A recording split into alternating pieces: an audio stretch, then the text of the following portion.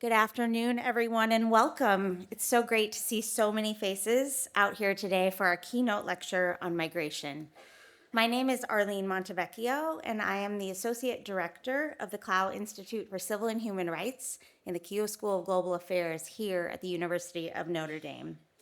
Today's lecture is part of the Klau Institute's Migration Research Initiative, and we are grateful for funding from the President's Office and for their ongoing support of our work on migration. In addition, today's lecture is co-sponsored by the Kellogg Institute for International Studies, the Kroc Institute for International Peace Studies, the Institute for Social Concerns, the Institute for Latino Studies, and the Journalism Program in Journalism Ethics and Democracy. Thank you all. Following today's keynote, there will be a structured question and answer period led by Jennifer Mason McAward, Associate Professor of Law and Director of the Klau Institute.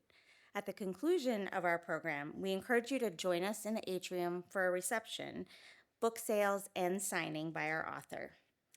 Please join me now in welcoming Dean Mary Gallagher, Professor of Global Affairs, and Marilyn Keough, Dean of the Keough School, to the stage.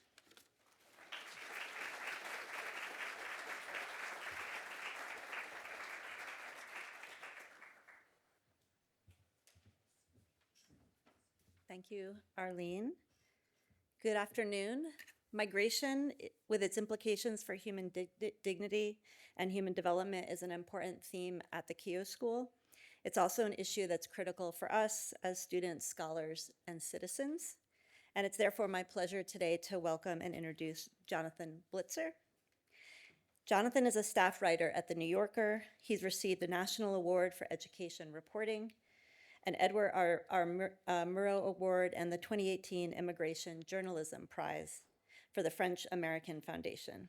He was a finalist 3 times for a Livingston Award and a 2021 Emerson Fellow at New America. In 2018, he received the Media Leadership Award from the American Immigration Lawyers Association. And we're here, particularly today, to celebrate his 2024 book, Everyone Who Is Gone Is Here, the United States, Central America, and the Making of a Crisis, which was among the 10 best books of the year as named by the New York Times. Of course, as an academic, I celebrate Jonathan's first, but not last book, as we were commiserating earlier over writing of books. I started the book this morning. I did not finish it because it's a very big book. So I was really under the wire trying to read it, and it really struck me in particular about the history, particularly of the United States and Central America. I'm a person who studies domestic China's politics and China's expansion in other parts of the world, and I had read just this last week about China building high-speed rails in Laos, Cambodia, and Vietnam. And when I started this book, I thought that's not what's being built south of the border here. And that's a question I guess I'll have when we do the Q&A, the comparison between US foreign policy in Latin America and China's foreign policy in Southeast Asia, although also not, certainly not perfect, but different. So I'm really delighted to welcome Jonathan to talk to us today about how immigration became a political crisis. Please join me in welcoming him. Thank you.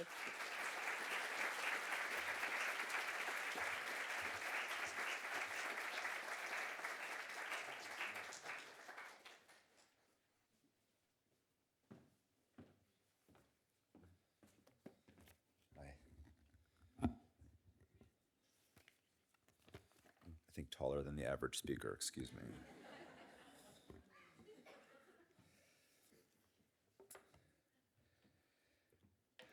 On Mother's Day weekend in the spring of 2014, Jay Johnson, the Secretary of the Department of Homeland Security, got an urgent call just as he and his wife were preparing to fly home from California after a family trip.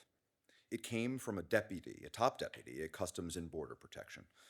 The situation in South Texas, the agent said, was out of control.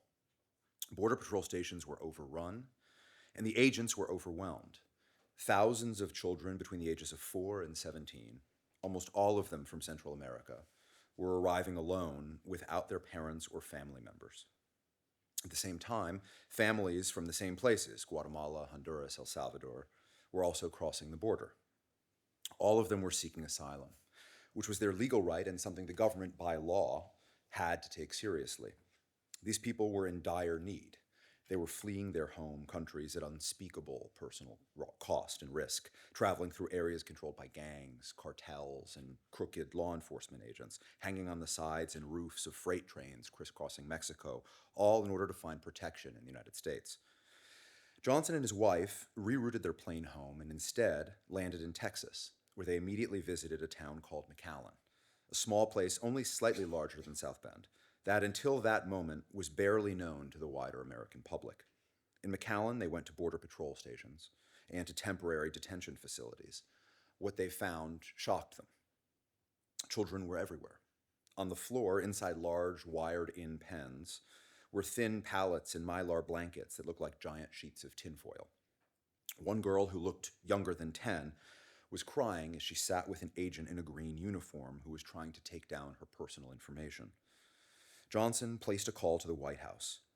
"This situation is too big to downplay," he said.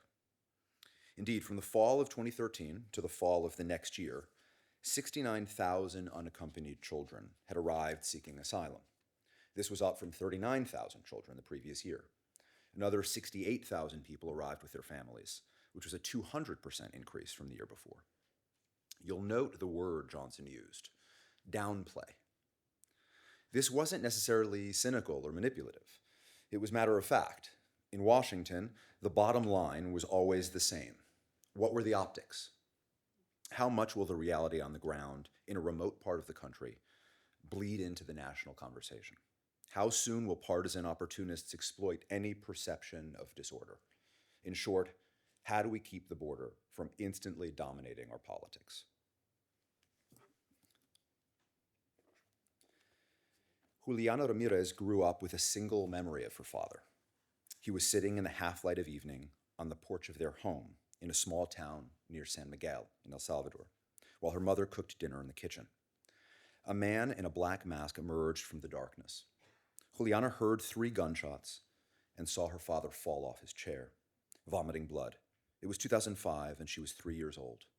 Afterwards, she wondered if the killing had really happened. The most tangible detail was the man in the mask, who came to seem more present in her life than her father ever was. Juliana would find her mother by the windows, pulling back a corner of the curtains to be sure that he had not returned. It was like that man went on living with us, Juliana sometimes thought. One day, when she was older, her mother said that a gang called the Mara Salvatrucha had killed her father for refusing to pay a tax on a deli that he had operated out of the house.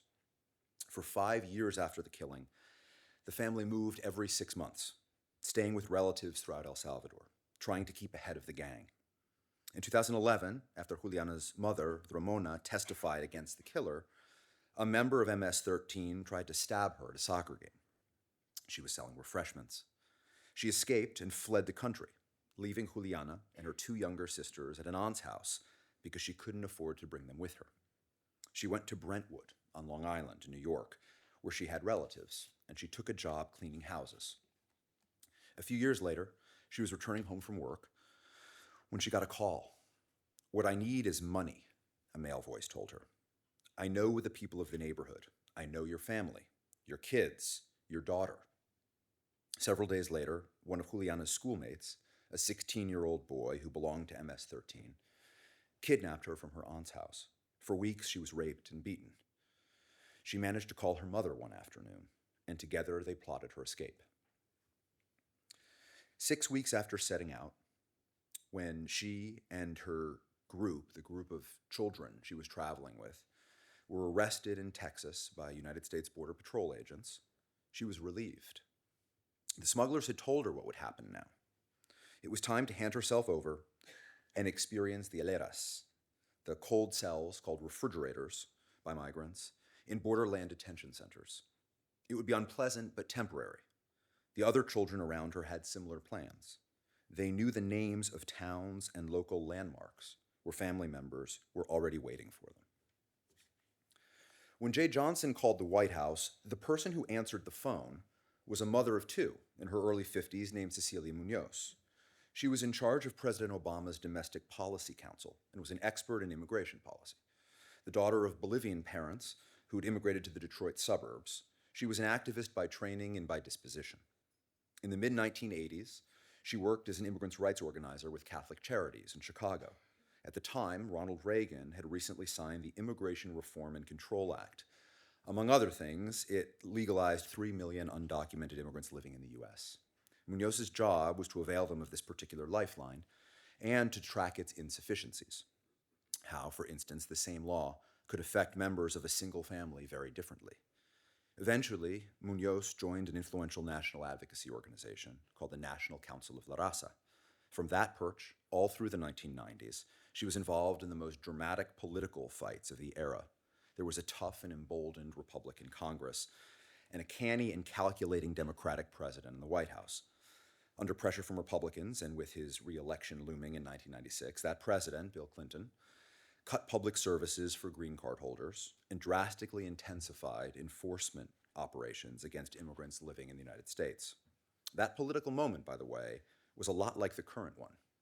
The Washington consensus was that harshness towards immigrants was what a public preoccupied by law and order wanted the most.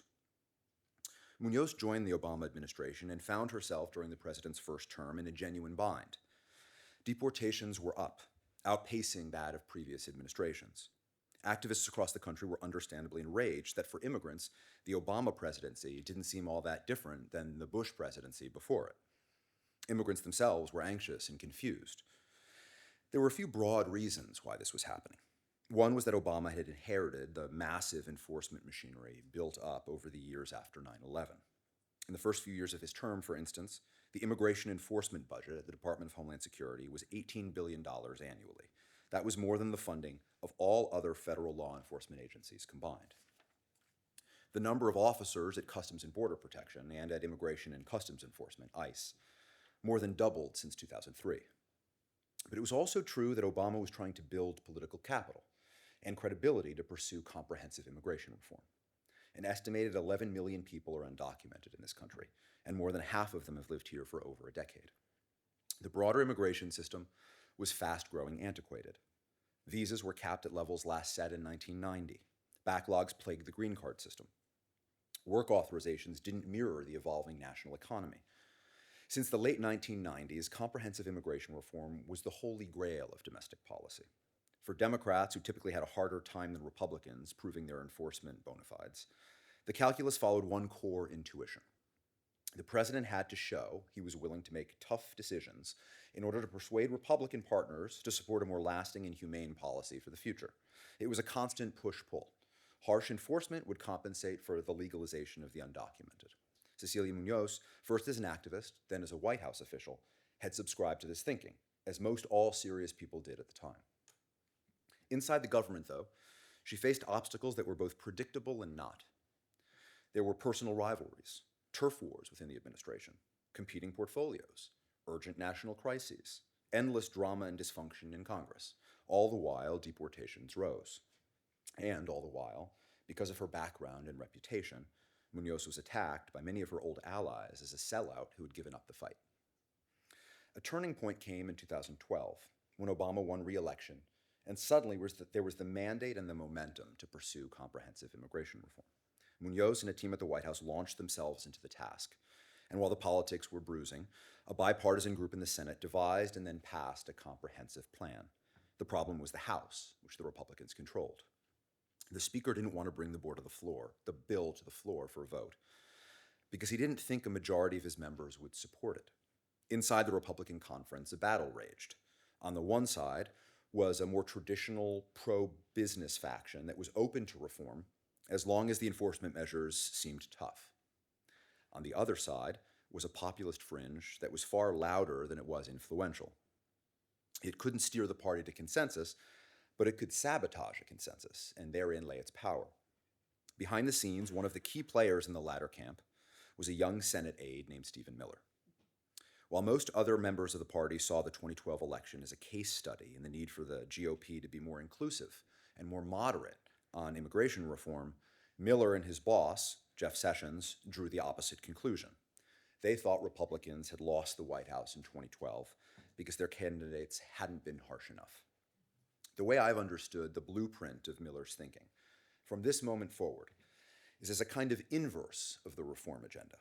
To undermine it, Miller educated himself on everywhere the system seemed slack from an enforcement perspective, or permissive from the standpoint of allowing legal immigration. His political innovation, as it were, was to go after any Republican, however conservative, for being open to a deal. The tools will be familiar to all of you. Immigrants stole jobs and committed crimes. These were rebuttable things, not that it mattered. But then there was the border. As a stand-in for the wider system, as a symbol, the border seemed and was inexplicably chaotic. This was the backdrop against which the actual humanitarian situation at the border was brewing in the spring of 2014. By the time Cecilia Munoz received the call from Jay Johnson, the bill, the Comprehensive Immigration Reform Bill, had stalled in the House.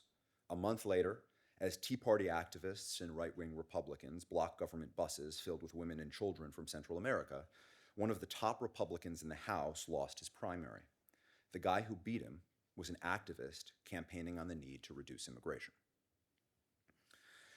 In the broader scheme of things, and certainly in the years that followed, the number of arrivals in 2014 weren't all that high. Why was the US government so flummoxed by them?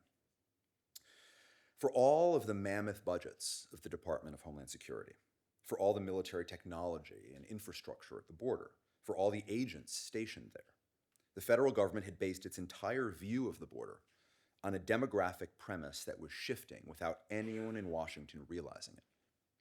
What exploded in 2014 weren't the numbers per se. More people had crossed at earlier periods in history, under Clinton or Bush. The difference was in who was arriving. Rather than single adults, most of whom came from Mexico looking for work, the vast majority of the new arrivals were people from the northern triangle of Central America seeking asylum. Asylum is a legal right, enshrined not just in international law, but more directly in the 1980 Refugee Act. That act guaranteed protection to anyone fleeing persecution based on aspects of their identity. Those making a claim for protection have to be screened. They have to be processed. Eventually, if their initial case seems strong, they have to appear before a judge. The money that flooded the border since 9/11 had nothing whatsoever to do with this universe of administrative complication. It is natural and obsession-inducing to wonder how this shift caught everyone by such surprise. There are, of course, 1,000 ways of explaining it, but the one I find most relevant starts with what I consider the original sin of the US asylum system. And that goes back to the year of 1980. In 1980, when the US, for the first time in American history, codified refugee and asylum practice in an American statute, it was bringing the country into line with international human rights law and international immigration law. And yet at the same time, the United States was in the midst of the Cold War. And the Cold War all across Central America meant that the United States had aligned itself with generally right-wing military regimes that were guilty of perpetrating horrific abuses against their populations. The first people to arrive at the southern border under the auspices of the new 1980 Refugee Act were Central Americans, fleeing countries like El Salvador and Guatemala. And at a time when the US government was granting asylum applications at a rate of roughly 23%, those coming from El Salvador and Guatemala faced much steeper odds. Salvadorans had their applications rejected 98% of the time. Guatemalans had their applications rejected 99% of the time. And the reason, and this was not a tendentious kind of accusation or analysis, but the reason as demonstrated by government documents and as subsequently documented in a federal settlement, was that the State Department had been exerting pressure over the asylum process. Because if the US were to acknowledge the fact that Salvadorans and Guatemalans seeking asylum were in fact fleeing repressive regimes in the region, it would mean that the US was supporting regimes that were brutalizing their populations. And so from the very start of the 1980 Refugee Act, a moment that really in every sense is a laudatory development in American legislative history and political life, you had the ugly reality that geopolitics interfered. American involvement in Central America all through the 1980s had other consequences, of course. It was responsible for helping to uproot hundreds of thousands of people who fled to the United States. Many of those people, of course, had to live in the shadows in the United States because asylum claims were rejected. They had no other alternative than to live in the United States and hope for the best. But one of the ironies of what happened was, at a time when the US was so dominated by its thinking about the Cold War and the fear of the contagion of leftism and socialism in the region, was that the US adopted a foreign policy that in effect tightened the bonds between the United States and the wider region, tightened the bonds in the form of more and more people from Central American countries arriving in the United States, starting lives for themselves, having family members come and join them. The reason in the second part of this set of remarks, I started with Juliana, who had fled El Salvador fleeing the predations of MS-13, was because when she finally arrived on Long Island, one of the things that happened was also a lesson in the legacy of American foreign policy. And what I've always found so heartbreaking about Juliana's situation and that of so many other people who fled to the United States seeking protection was the fact that because of her age and because of what she knew about the world, she had no insight into what she was even arriving into. When she arrives in Long Island, it was a little bit out of the time frame of the rest of my story, which is why I elided it in my telling. But basically, she arrives in 2015, so shortly after this crisis at the southern border. She goes to school on her first day in the fall of 2015, and she starts to notice that in two of her classes, there are a bunch of boys who seem to be acting and talking very much like the gang members in El Salvador who she was fleeing. And in fact, these boys were members of MS-13 on Long Island. And the reality that she didn't know at the time, but which of course she came to know, was that MS-13, which is so widely understood to be a Central American gang, in fact started in the United States. It started on the streets of Los Angeles in the late 1980s. Complicated set of circumstances gave rise to the gang as it became known. But in essence, one of the things that was happening was, as hundreds of thousands of people were uprooted from their homes and fled Central America for the United States, a lot of them arrived in American cities with very little money, very much exposed to all of the brutal realities of inner city urban life at that moment in time. High crime, drug problems, and there was an existing racial hierarchy on the streets of American cities, most specifically in Los Angeles. And so a lot of the new Central American arrivals who didn't have a kind of Americanized identity for themselves yet, and who were the lowest members of this really quite vicious racial hierarchy on the streets of the city, would get brutalized by Mexican street gangs, by black street gangs, and over time, some of them, not many, but some, started to form groups of their own, essentially gangs of their own, almost as a mode of self-defense.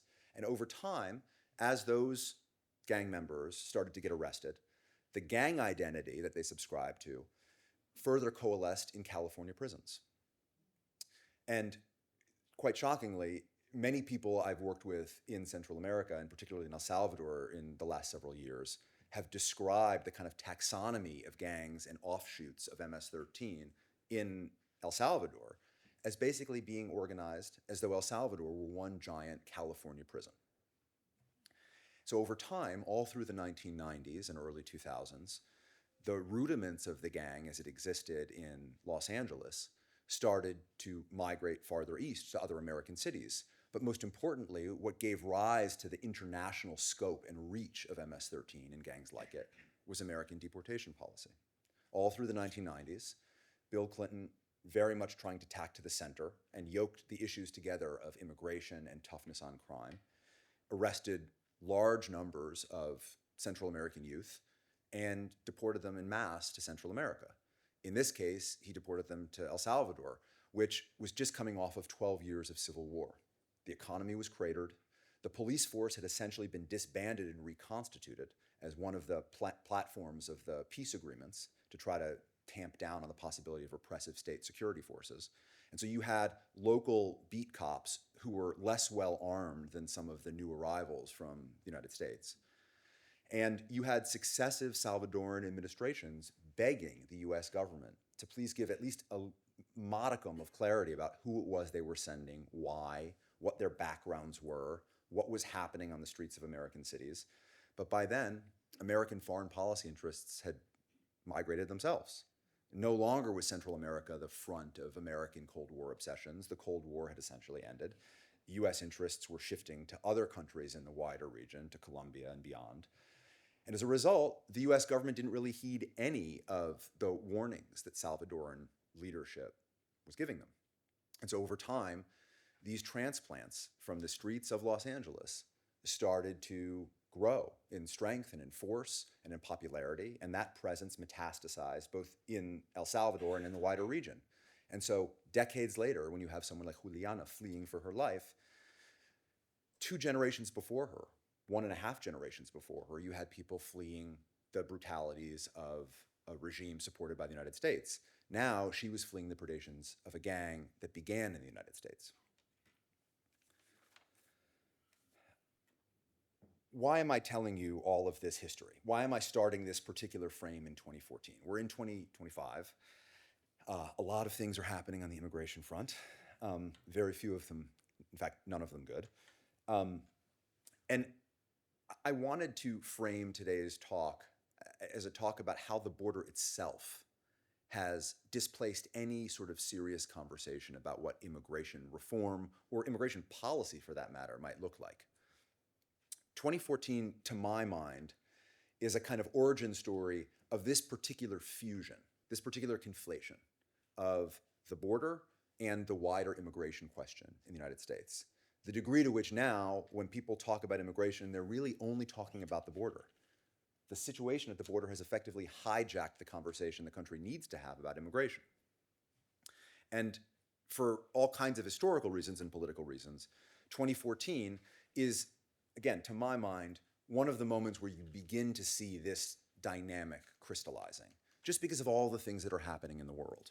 And the experience I have as a journalist covering this, of course, is that all of these histories are layered into people's lives. And so you start at a place like the US border, and you start to try to interrogate who's arriving there, what they're fleeing, what their backstories involve. And you start to get deeper and deeper into this history, such that the surprise that members of the Obama administration felt in 2014 feels particularly tragically ironic, because it completely caught the US government offhand when, in fact, for 30 years, the dynamic that we suddenly saw announce itself at the southern border was steadily brewing.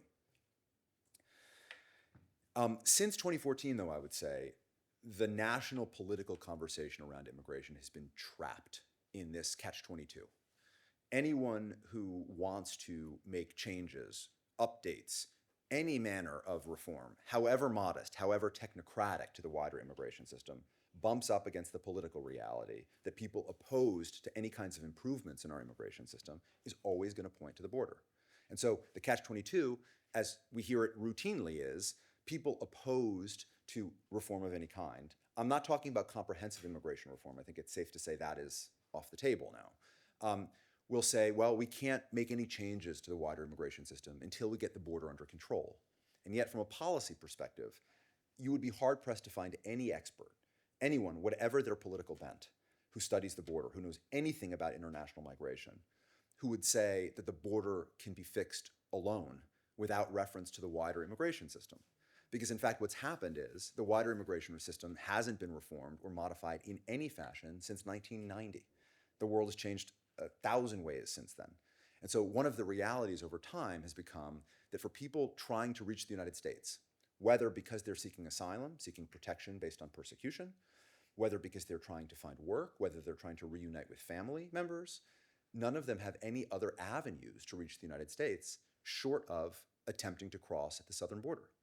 And so the entirety of the immigration system, which has been essentially unaddressed now for decades, is borne completely by the US asylum system, which was never designed to be the answer to the entirety of American immigration policy. But that's the reality as it's crystallized.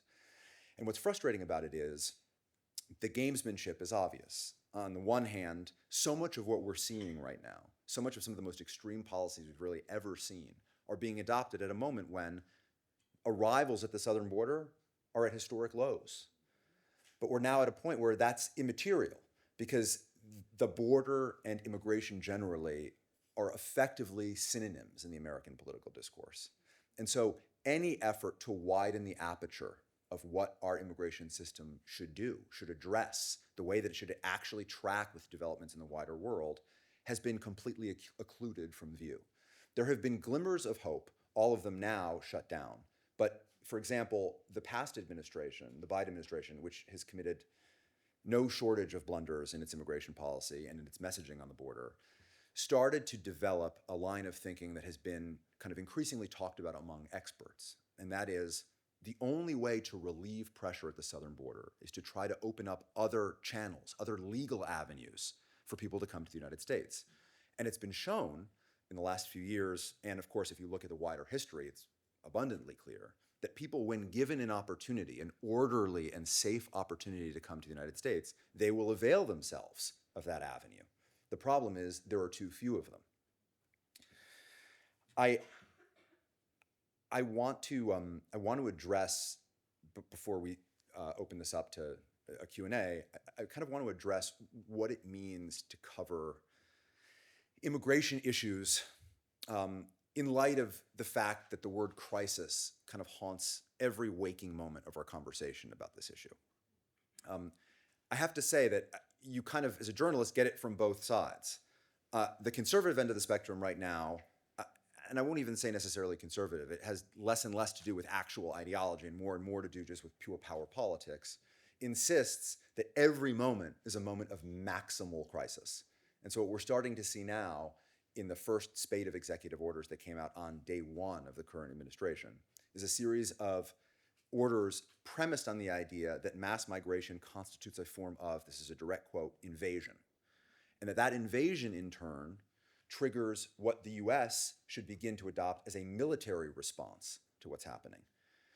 That's one of the reasons we're seeing what we've recently seen with Venezuelan migrants, for instance, being sent to Guantanamo Bay, or with deportation flights, which are usually chartered by ICE, instead be flown out by military planes at significantly greater cost to the US government. I mean, it's actually quite striking when you think about it that on the whole, military planes that are used in deportations actually have fewer seats on them than some of the planes chartered by ICE. But in the kind of broader theatrics of this, the idea is that a message is sent if the government can send people to their home countries on military planes. And so it's theater, and it dominates our politics, but there are kind of very serious consequences that come along with all of that. And to my mind, when you look at the full scope, for instance, of the executive orders that were issued so far, some of the most expansive and extreme language, for example, invocation of the Illegal Aliens Act, the Alien Enemies Act of 1798, which gives the president wartime authority to detain anyone from a country deemed hostile to American interests. All of these measures of expanded presidential power, over and above the expanded presidential power that's existed in the immigration space for decades, are all tied to orders related to immigration and the idea that we are in the midst of a crisis. And I often feel very uncomfortable invoking the numbers of arrivals at the southern border at any particular time, because this, of course, is a function of what's happening in the wider world. Washington loves to obsess itself with words like czars, border czars, and immigration czars, and numbers, or the numbers down. If the Jay Johnson quote from the opening sort of vignette extended any further, you would almost certainly hear reference to the numbers. This has become almost a term of art among politicos in Washington. Obviously, I mean, it sounds almost absurd to spell out as pedantically as this, but immigration, mass migration, is a function of so many things happening in the wider world. It's not a story that begins at the US southern border. And yet, we are at a moment right now, as a result of a few very particular policies, increased immigration arrests all across Mexico, a series of much harsher policies adopted by the Biden administration in its final year in office, and now, of course, the general deterrent effect of a rash of new Trump-era policies. The numbers of people arriving are way down, and yet every executive order invokes a crisis and an invasion. And so the question from a policy perspective is, how do we get out of this doom loop?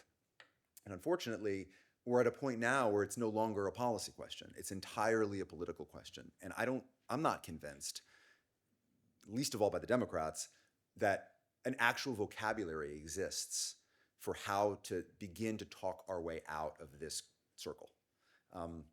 But I want to stress, and this will be a point that we also discuss in the Q&A, I want to stress that the only way to think about the reality of what's happening at the southern border is both in reference to the wider world and, of course, in reference to the wider American immigration system.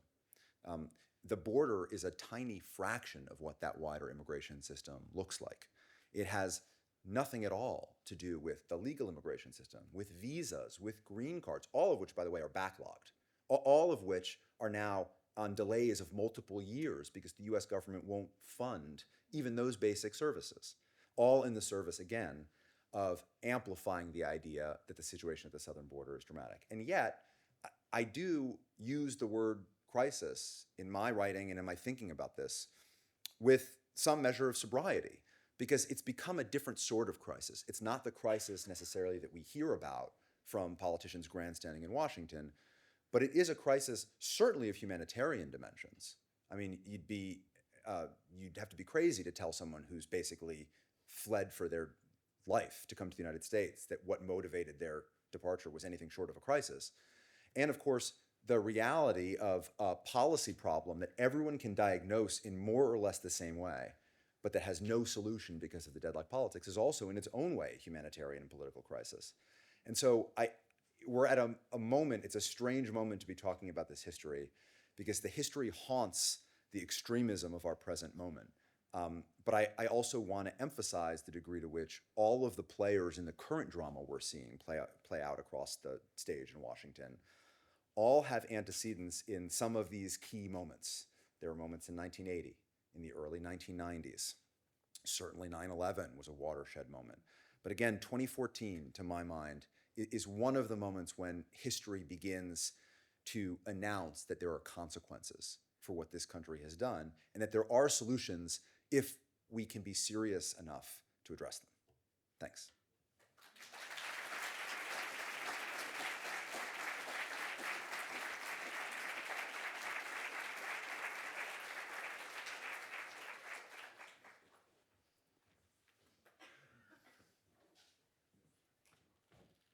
Thank you. Thank you, Jonathan. I'm Jen Mason McAward. I'm the director of the Klau Institute for Civil and Human Rights, and it is my distinct honor to be able to have a back and forth with Jonathan about his extraordinary book. I feel really privileged to have read it. I learned so much from it, and now to get to pick your brain a little bit is just a source of delight and a little bit of horror because of the topic.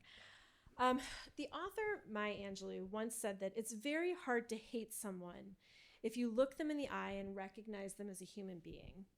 You structured your book around the stories of multiple people, but I counted three in particular. Juan Romagosa, who's a Salvadoran doctor, Eddie Anzora, a gang member who was deported to El Salvador, and Keldy Mabel Gonzalez Brebe de Zuniga, a Honduran mother who was separated from her children at the border. Can you just talk to us as an author and as a student of these dynamics about why you decided to weave these personal stories into your book? Yeah, thank you for the question and for all the kind words you say about the book. I think that from a storytelling standpoint, one of the ways you can make real the legacy of policy decisions and of political decisions is to try to understand what all of those decisions have meant to actual people in their lives. People, when they're living their lives, aren't necessarily overly intellectualizing the kind of broader policy or politics that shape particular decisions they have to make. But in fact, there are direct continuities between what happens in high places, say in Washington at a given moment, and what happens in the life of someone living in Los Angeles in the 80s or living in El Salvador in the 70s. And for me, the kind of beginning and end of the story, the heart of it through and through are people. They are our guides in every respect through what the moral stakes are, through what the policy stakes are, through what the political stakes are. It's the only measure I know of that brings things into the proper proportions and dimensions. And I think that for me, the way you can most meaningfully get into these kind of knotty, dense historical questions is to actually understand them in terms of people who were there and who have lived directly different aspects of this broader history. And I want to be clear that doesn't mean that people aren't free agents in their own stories. They absolutely are. And I actually think that there's a real dignity and purpose in how people live their lives, irrespective of what happens in some of the highest places, in Washington or in capitals all across Central America. But on the whole, beyond the fact that like these people have come to mean everything to me and have been kind of my guides, and have actually educated me often on particular policies that I maybe knew about vaguely or didn't have a kind of sense of the true significance of until I heard what it meant to people in their day-to-day existence. I also think that having these people be at the center shows the disconnect between those in positions of power setting this policy and what that policy actually means. And so it became almost a habit for me where possible. Now my access in high levels of Washington is, let's say, drastically reduced. But I always made a point when possible, if I had some, very ominous lighting in response to that. I tried to almost ping the access I would have with top officials off of the lived experiences on the ground of the people those decisions purportedly were supposed to affect. And so you'd find yourself, say, at an embassy in Guatemala City, and you'd have a very abstracted conversation with the top person at the Department of Homeland Security about what their aims were for deterring migrants traveling through, say, Mexico. And then if you could, and on a few occasions I really could, you'd get on a plane and you would go to southern Mexico. And you'd spend time with people who, in this case, in Keldy's case, someone I had known by then for years and whose family I knew, and you would just see the kind of starkness of the disconnect. And the system is sort of designed so that the decision makers, aren't looking into the eyes of any of the people who are impacted by those decisions. And that's not necessarily a sinister thing. It's just a fact of government bureaucracy. But it's, I think, particularly important for journalists to try to fill that gap. And if not get the two sides into conversation because they're not ever meaningfully talking, at least show what that conversation could look like if it would ever happen. Thank you. So let's talk a little bit about a couple of those human stories that root your book. The title of the book is Everyone Who Is Gone Is Here. And I know that is a quote from Juan Romagosa. And maybe you could just tell us about what he was referring to. Yes, you'd think that I'd get better at the kind of quick history of Juan's life, but as it is, in fact, the entirety of this book. I'm going to try to be it's a daunting task. I'm going to try to be as kind of concise as possible. Famous last words. Juan was trained as a doctor in El Salvador, and was very religious in his upbringing. Was a Catholic, actually, and this is actually a great crowd to make this point too, because I think it'll mean a lot to you guys in particular. Juan was a family friend of Oscar Romero, and had known him from his youth in Uslutan in El Salvador. And Juan very much internalized the kind of the general doctrine of liberation theology and the importance of actually performing charity for the poor. And so as a doctor, as a trained doctor, he provided medical services to poor campesinos in different parts of El Salvador. And this, of course, put him sort of under the suspicions of the military government at the time, who suspected him of having kind of leftist sympathies. He, at a certain point, is shot and taken into custody and is brutally tortured. And during that time, his torturers say to him explicitly that we want to incapacitate you so that you can't ever perform medical procedures again. This is a trained heart surgeon, so they cut nerves in his hand. And Juan barely survives it, eventually is released, goes immediately into hiding. And as soon as it's safe, hides out in the back of someone's truck and gets basically smuggled into Mexico, smuggled out of the country through, by the way, Guatemala, which at the time that this happened in the early 1980s is a very scary place, particularly if you're at odds with the Salvadoran military government. And he has a series of medical operations to regain partial use of his hand. He needed all kinds of surgeries to address a bullet wound in his leg. And over time, he falls in with a pastor who had actually been a preacher who had actually been aligned with Romero, who was based out of Cuernavaca. And this pastor was moving Guatemalan refugees through Mexico to the United States. These were Guatemalans fleeing the ongoing civil war in Guatemala, and in fact, genocide in the western highlands of Guatemala. And Juan, during his Mexico years, as he's recuperating, he every week travels to Cuernavaca, gets on a bus, and travels with these indigenous Guatemalan refugees to the U.S. border, where the nascent sanctuary movement in the United States, a group of activists, mostly church-affiliated, but tens of thousands of activists over the course of the 1980s, basically, as I alluded to earlier, felt that the Reagan administration wasn't making good on the promise of the 1980 Refugee Act. And so they were trying to help people fleeing persecution cross into the United States. Juan eventually crosses into the United States himself, lives for a time in San Francisco. And one of the things that happens that's kind of a watershed moment in his life is because he can't perform medical operations anymore, both because of the physical torture he suffered and because he doesn't have a medical license. When he first arrives in the United States, he's undocumented. And actually, it's fascinating to look at the local press reports of some of his activism, because in all of the captions of the photos, he's not Juan Ramagosa, he's Juan Perez. They don't, he has or in some cases, Juan Blanco. He has basically these anonymizing last names. And he ends up getting deeply involved in something that he does feel he has some meaningful ability to partake in, and that is public health. And he realizes almost immediately from conversations he's having with Central Americans, primarily Salvadorans, who were living in the parks of Los Angeles and then also in San Francisco, that people had suffered horrific trauma and had no real means or ability to work any of it out. And so Juan, who was trained as a heart surgeon and was kind of disinclined to therapy of any kind in his earlier life, starts to recognize the importance of talking through all of this and becomes a real public health kind of community leader, first on the West Coast and eventually at a kind of storied medical clinic in Washington, D.C. called La Clínica del Pueblo, which is a mile or so from the White House. And so Juan, I warned you.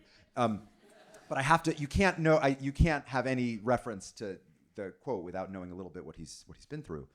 And in the early 2000s, there was a human rights case brought in a civil court in Florida involving two Salvadoran generals who were basically in charge of the armed forces at different parts of the early 1980s and who were, close allies with the U.S. government. So at a time when 98% of Salvadoran asylum seekers are being rejected, these two war criminals are quietly resettled in Florida and live as retirees.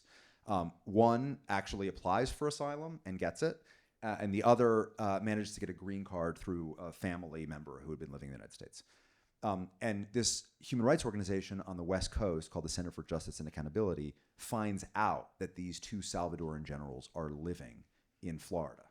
And they decide to bring, under a somewhat novel legal doctrine, a case against them for damages in civil court, not a criminal charge. And Juan becomes one of three plaintiffs in that case. And I first read about Juan in relation to that particular human rights case in Florida. And so there's this case in Orlando in 2002, and then a jury actually finds these two generals guilty of human rights atrocities and sets a set of damages that these guys didn't have the means to pay. But the point was always symbolic. And then eventually, these guys get deported about 13 years later because the evidence from this civil case rose to the level of concern to officials of the Department of Homeland Security, who actually put these guys on a plane. By then, these guys were in their late 70s, and they were deported in 2015. But Juan was a kind of central figure in this case. The name of the case has his last name in it. And he testifies in front of a jury and with these two generals looking on about what had happened. And so actually, Juan and I spoke for many years, at one point every day for a year, about all the things he'd gone through. And we always tread very lightly on the subject of his torture, both because I didn't want to re-traumatize him and because there's this really ample court record where Juan, in graphic detail, in sworn testimony, is describing exactly what happened. And it turned out that one of these two generals was actually present during his torture and was kind of egging on his torturers. And so, Juan and I have these conversations for years, and we kind of talk over and over the same set of details. And every time we're having these conversations, a new detail kind of emerges. And actually, this happened at the early days of the pandemic. So I'm in Brooklyn with my WhatsApp on. Juan is in his hammock at home in El Salvador. And we just have these conversations every day at 4 o'clock for a year, same time. And there were all kinds of questions I had for Juan about what it was like to testify in that case. And I asked him the question that I think most people asked him, which was, what was it like to stare down these two generals from the witness box? And his answers, he said interesting things, but it wasn't as cathartic as I expected. And he told me, in fact, that the thing that everyone, his friends, his family, always asked him was that, what was it like to see them? And he said, well, they seemed pretty impassive. They didn't seem terribly guilt-ridden, which is big surprise. But there was a moment, and this is reflected in the court transcript, when a juror, right after the end of all of the testimonies and presentations, it's about the jury's been read its instructions, and a juror passes a note to the judge, and the judge reads it aloud. And I had interviewed, so I had access, not just in my conversations with Juan, but I had access to the court documents. And of course, I knew a number of people who were in the courtroom at the time, and a number of them made reference to this particular moment. It's the reason why I sought it out in the transcripts. And this juror says, and the judge reads, sorry, I know this is an awkward request, but could we see the victim's scars?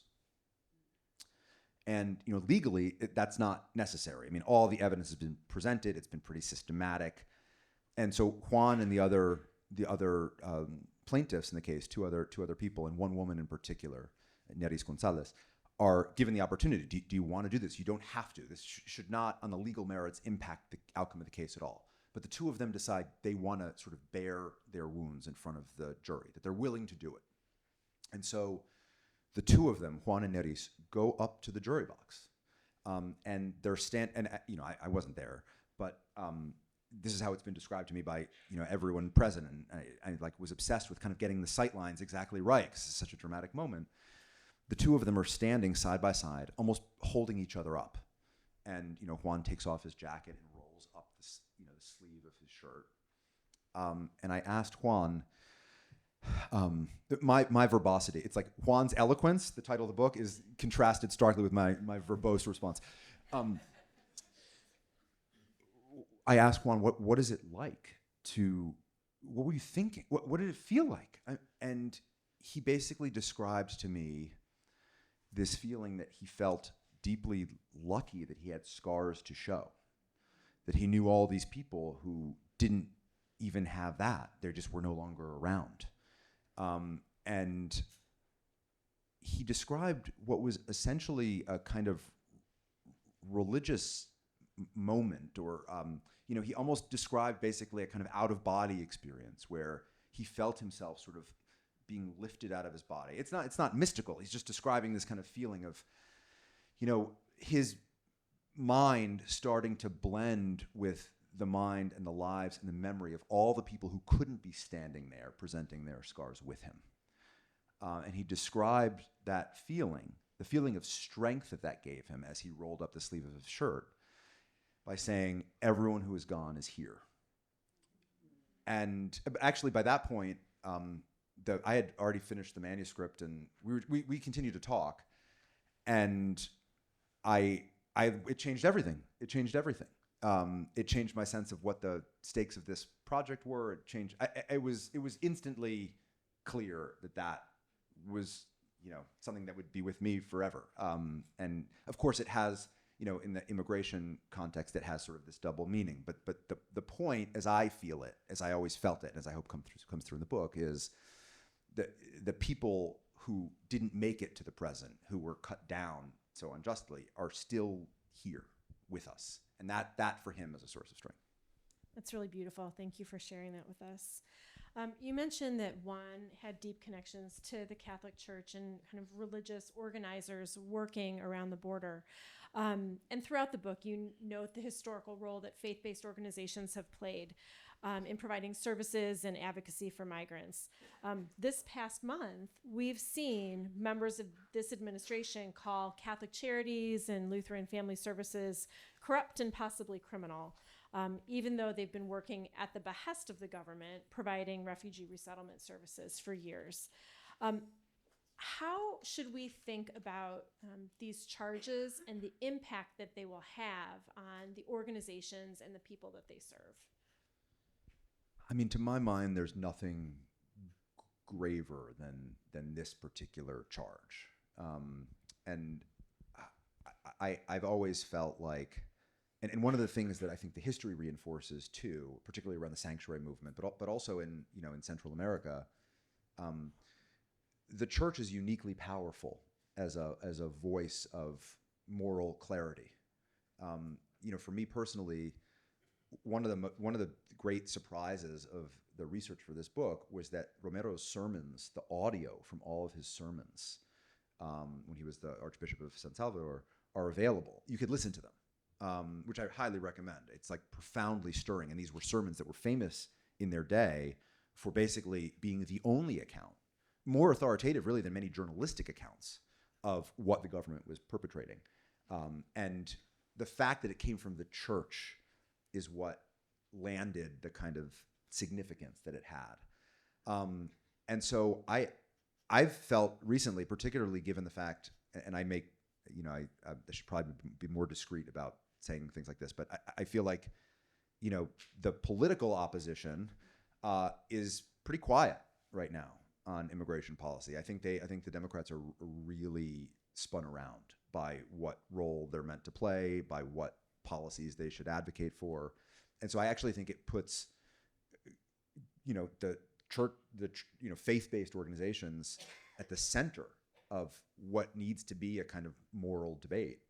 And so it's unsurprising to me that they would be targeted in the way that they have, and yet it's shocking to me that it's been happening. And as you say, it almost feels ridiculous to say this given the kind of human and moral stakes of it, but operationally it's senseless. I mean, a lot of these, if you spend any time in the U.S. borderlands or all across Latin America, a lot of the migrant shelters are run by religious organizations, and they're literally doing the work that governments refuse to do. I mean, a lot of these borderland shelters, for instance, some of them get federal money, some don't.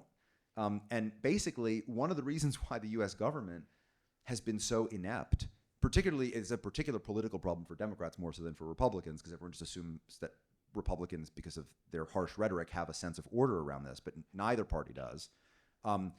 They've never evolved a strategy, the U.S. government, members of either party, for how to handle people who have been released from DHS custody at the southern border, because church groups, have basically run these shelters.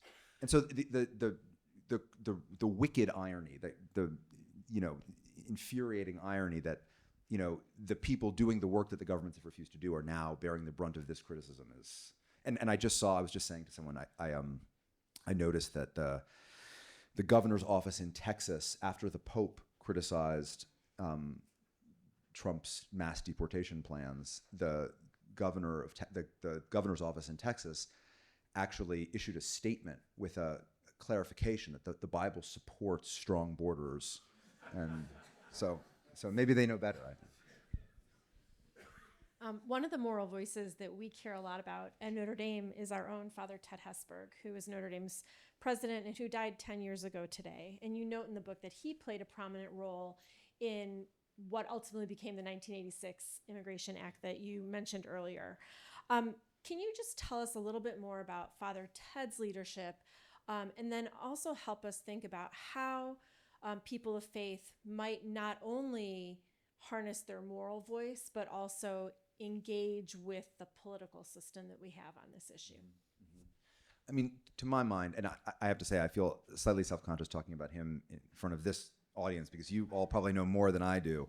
I mean, he kind of makes a very brief cameo for me in my research, but it's a significant one, precisely because in 1978, through an act of Congress, but basically at the behest of the Carter administration, a number of immigration-related bills had failed in, I can't remember which chamber, both chambers, all chambers at the time. And so there was this call for a kind of systematic review of U.S. immigration policy, and he becomes the leader of this Blue Ribbon Commission. And this commission, I mean, now it sounds quaint to even invoke language like this, but it had a kind of very commonsensical, sort of moderate and reasonable sounding premise, which was, and I'm going to get the exact quote wrong, but it was something like, our immigration policy should open the front door of legal immigration wider so that there are more avenues for people to come in legally, and it should close the back door of illegal immigration, tighter. I mean, the cliches are not his fault. That's just how you have to talk about this stuff. And it actually, the seriousness of this commission's report on the subject was so striking to people in Washington, people who generally, can't even get to the end of a news article. This was a 13-volume commission report on American immigration policy. And yet, everyone in Washington took it very seriously because it was widely regarded as being just deeply thoughtful, deeply sourced, and so on. And it became, to my great delight, like a real thorn in the side of the Reagan administration, because Reagan, like any sensible U.S. president, he didn't want to have to deal with the messiness of any sort of comprehensive immigration policy, let alone any immigration-related legislation. It was just full of mines for a politician of either party at the time. And the issue wouldn't go away because of how cogently it had been presented by Father Hesburgh's commission. And so it actually was one of the things that kind of kept forcing the conversation on the administration. So that's quite a significant legacy. I think that, to your broader question, a real revelation to me in researching this book, I mean, I'll confess my ignorance. I knew next to nothing about the U.S. sanctuary movement when I started in on this.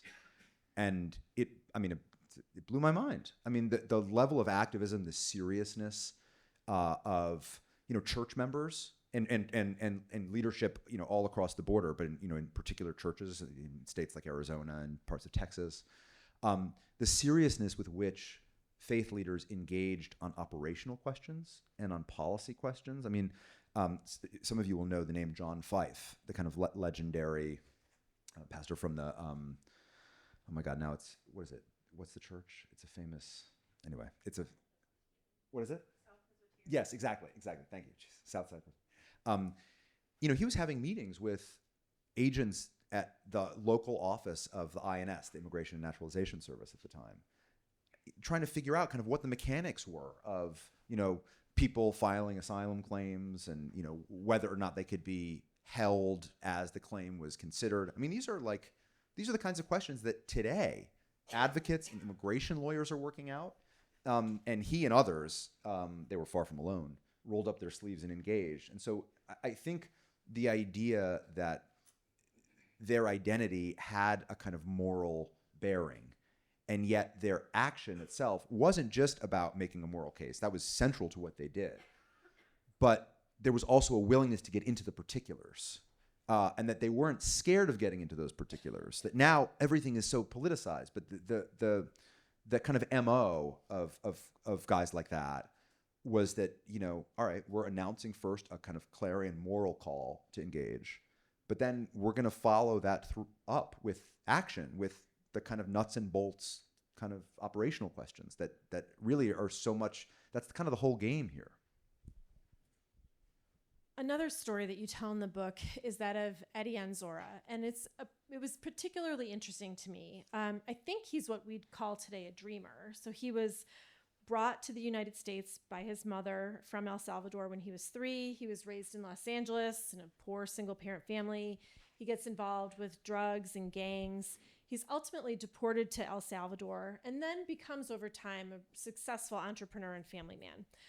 When politicians today talk about deporting criminal migrants, they're talking about people like Eddie, right? But his story is much more complex than a single political label can bear.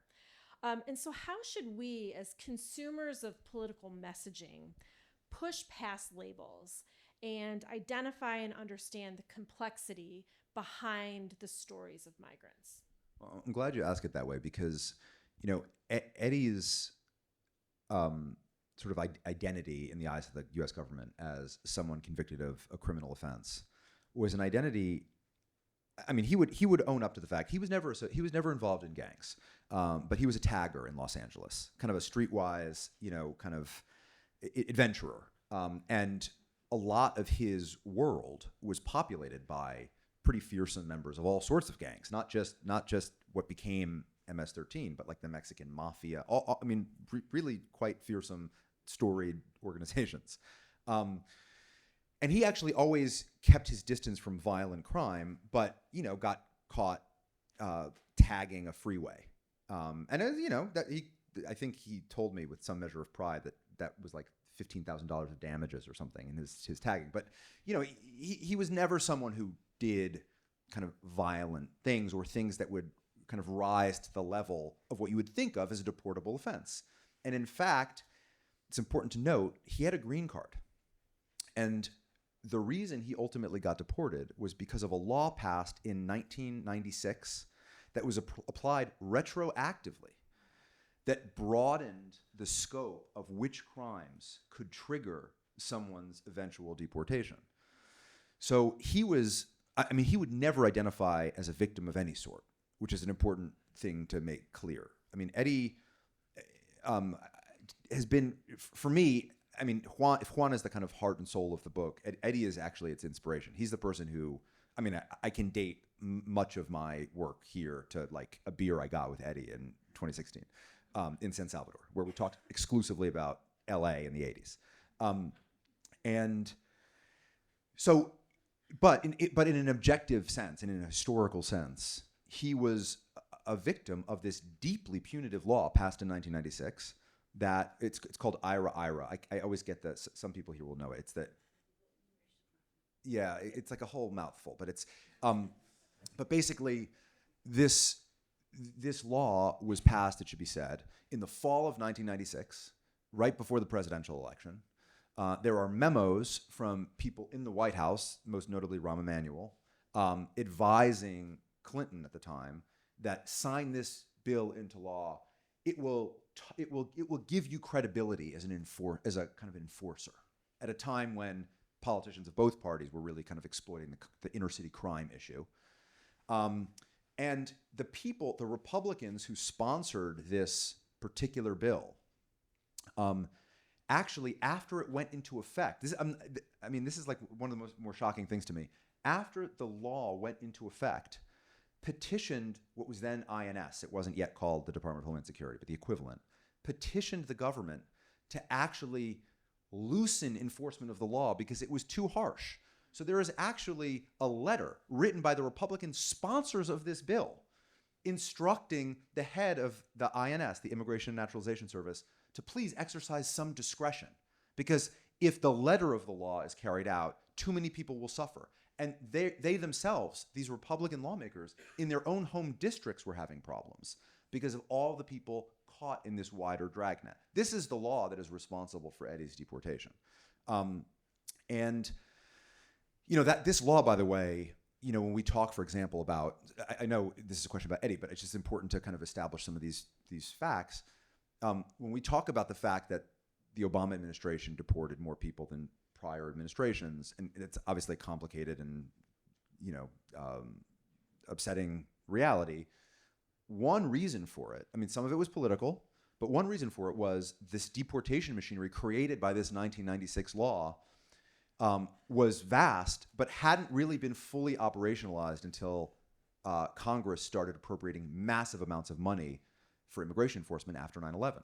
So the combination of this 1996 law and funding unleashed after 9/11 is what put the U.S. on this. If you look at the kind of graphs of deportations, all through the early 2000s, through the Obama years, they're like this.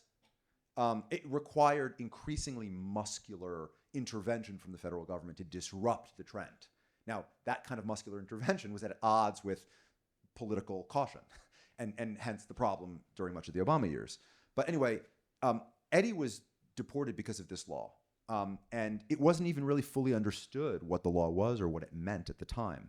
And so I just want to make, the reason I'm speaking about such wonky things at such length is that just how artificial some of these terms are should be part of the story. Because, it's a little bit of it's sort of tautological. It's like the government creates a category of people and then says, well, this category is what we now call a deportable criminal alien. Here you go, we're deporting criminals. And that construct is just thought up for very directly political reasons. But Eddie, the reason why Eddie is such an inspiration for this book is because I would say there's no one I've ever met who understood the U.S. and El Salvador better than he did. And he was, in a certain sense, more American than I ever felt, which actually really kind of upsets me when I think about it.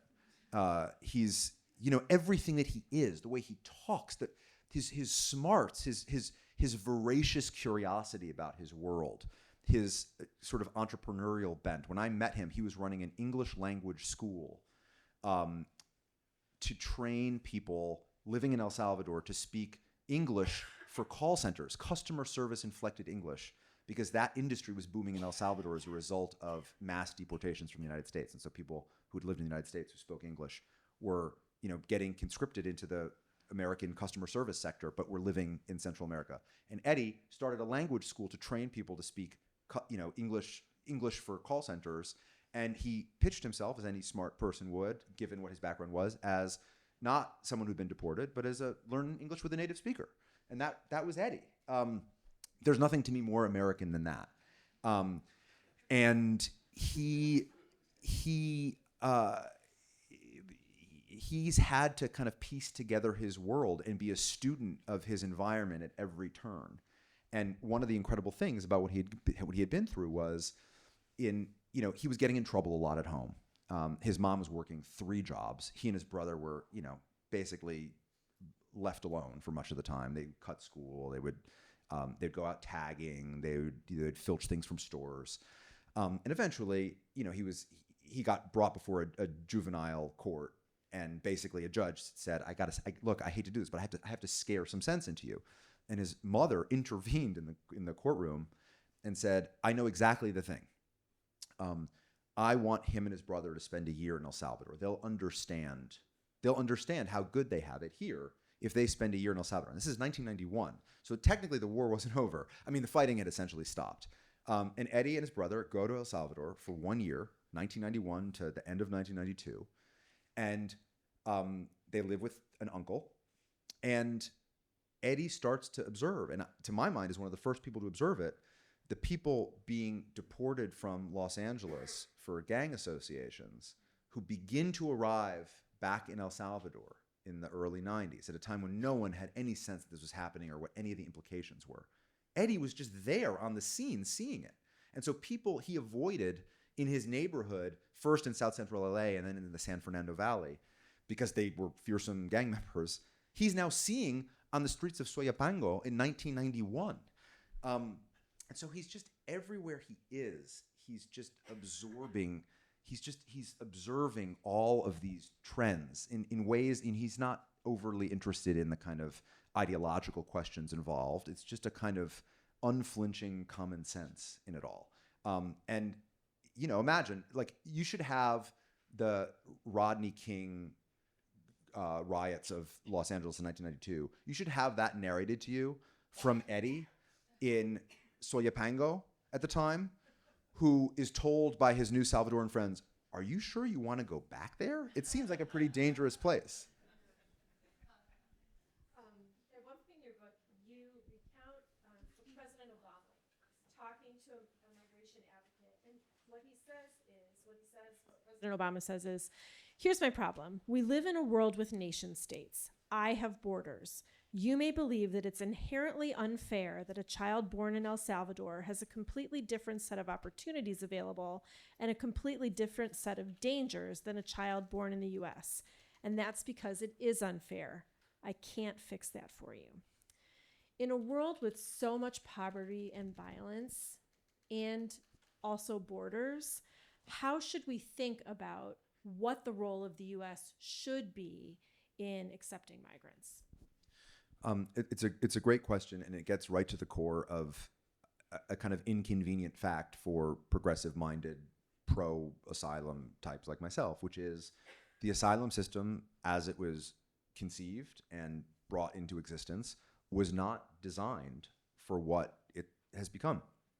Now, I actually, there are two ways then of parsing that. So, the 1980 Refugee Act, which sort of establishes the terms of what asylum should mean in the United States, is very kind of clear about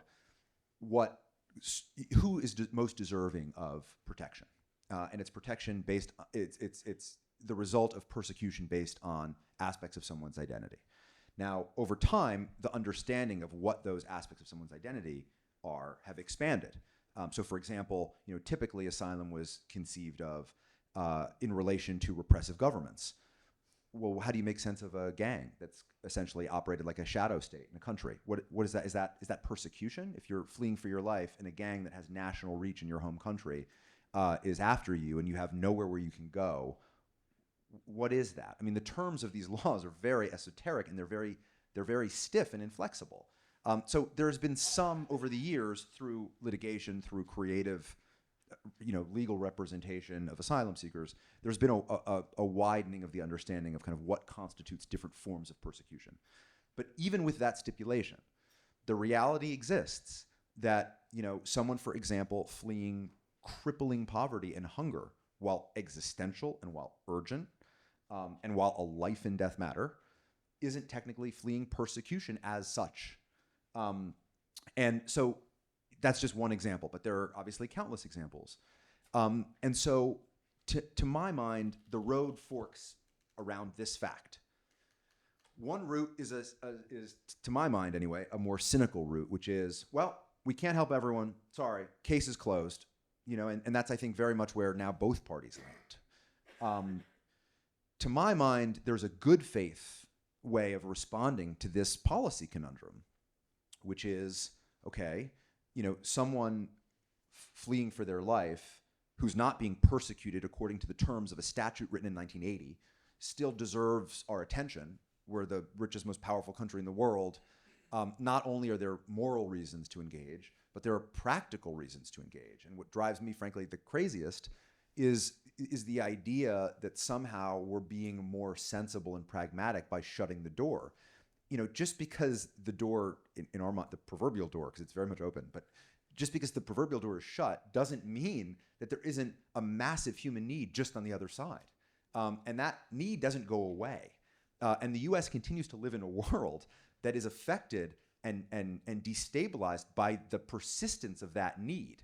And so the idea that someone pointing to the mere fact that the asylum system is overburdened, that somehow it sort of absolves us from any responsibility. Leave aside the moral questions, leave aside the policy questions. It's just, to me, almost a childish approach or a childish impulse to have. But the question then is, okay, what does a more sensible policy start to look like? And I don't think this is an entirely clear answer, but what I can relay, and I'm not a policy, I spent a lot of time swimming around in this, but I'm not a policy expert. The people I talk to who I think are the smartest and the most serious, all to a person emphasize the same sort of thing. And that is the pressure has to be moved farther and farther from the US border. That can start to look like different things. That can look like the equivalent of refugee processing in third countries, in someone's home country before they leave it. It could look like programs that serve a humanitarian need that are processed in a different way, that maybe aren't treated as asylum per se, but that lead to a visa or any other form of legal entry into the United States. You started to see some of this in the Biden administration, and to my mind, it's one of the most tragic facts of this transfer from one administration to the next. The Biden administration messed up a lot, but there was one thing that it did that I think reflects a growing policy consensus that is very important for us to consider, which is, the U.S. has this problem of all of these people, particularly in 2021, 2022, 2023, all these people were uprooted by a whole host of things. The Central American exodus continued. None of the underlying conditions driving people from their homes really changed in any substantial way. So that was just continuing. There were natural disasters all across Central America, all through 2020, uprooting tens of thousands of people. You didn't read about this because there was a national election, but that was happening. Again, it's like, we ignore this stuff at our own peril. But then, of course, there's the pandemic. And that uprooted people who had left their home countries years before. So, in September of 2021, you have 15,000 Haitians stuck under a bridge in Del Rio, Texas. The lion's share of those people had actually left Haiti in 2010 as a result of the earthquake and had resettled in other countries like Chile, elsewhere in South America. And then the result of the pandemic, the contracting economy, rising xenophobia, forced them to travel again. So all of these things, all these realities exist, and the Biden administration tried to reduce some of the pressure at the southern border by creating these legal avenues for people to essentially get paroled into the United States, to sort of be able to fly into the United States, be vetted ahead of time. They would have a sponsor on the U.S. side. And one of the things that did, once these channels opened, was the people from these countries arriving at the southern border dropped substantially. For the four countries initially targeted by this program, the arrivals at the border dropped by 90%, to give you a sense. Because if someone has an opportunity to do this in an orderly way, they'll take it. The problem, of course, is what the Biden administration did was it gave people a very provisional and temporary form of entry into the United States, this parole status, which now the current administration is revoking. Now you can say that was foreseeable, and it was. And I don't know how you square that circle. On the one hand, as it's happening, we're talking about the particular program I'm mentioning. We're talking about 500,000 people who are paroled in. These are people who followed the rules of one administration are now getting penalized by the next. Now, the first administration should have known this was going to happen or this was conceivable, and yet I don't entirely know, in the absence of a functioning Congress, what you're meant to do. But the reason I bring it up is just to say all of the solutions are aimed at opening other avenues. It's not called asylum. It looks like something else. It's increasing work visas. It's increasing, family reunification visas. This, for some wild reason, is treated as, weakness or, sentimentality. But it's rigorously practical. It's the only way.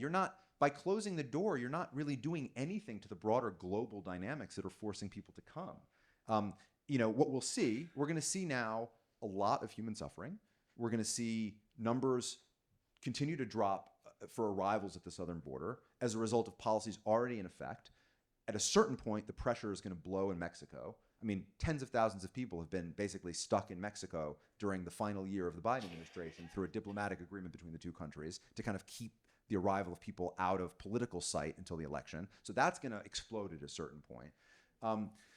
But at a certain point, people are going to do what they need to do to survive. And there needs to be some way of recognizing that fact. And I've been on panel.